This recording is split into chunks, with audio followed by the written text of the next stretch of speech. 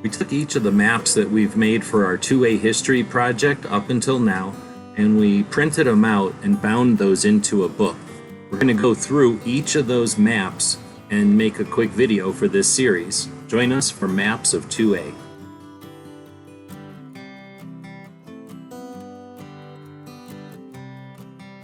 This is our Maps of 2A book that I printed up just to have for this series of videos. So we're about to look at, unfortunately, some of the bad ones. Some of them are bad, some of them are heinous.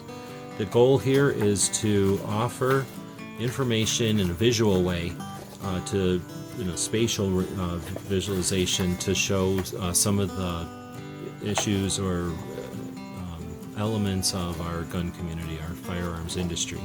So this time we're looking at permits required to own. So as we start to look at some of the infringements, some of the things that are anti-property rights, anti-respect for your neighbor, or pro-infringement, I guess, we start to look at things like permits and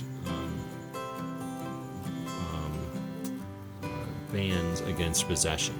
So one way to ban firearm without banning it is to require a permit and then to not issue the permit.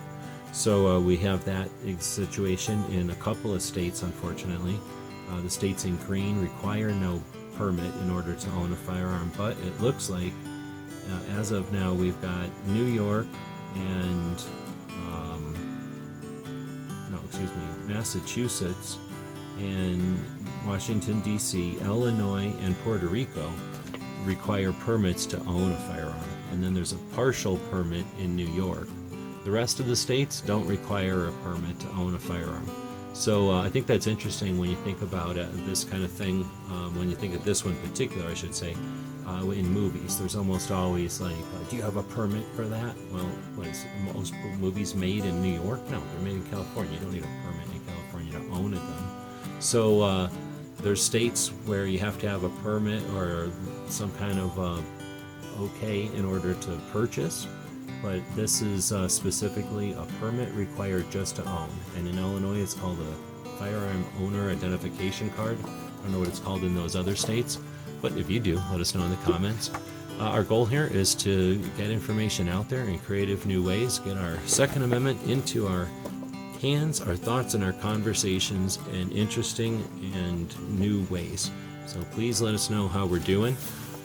And if you have an idea for something we could put into a map that has to do with the Second Amendment, we're game. So let us know in the comments. And until next time, thanks for watching.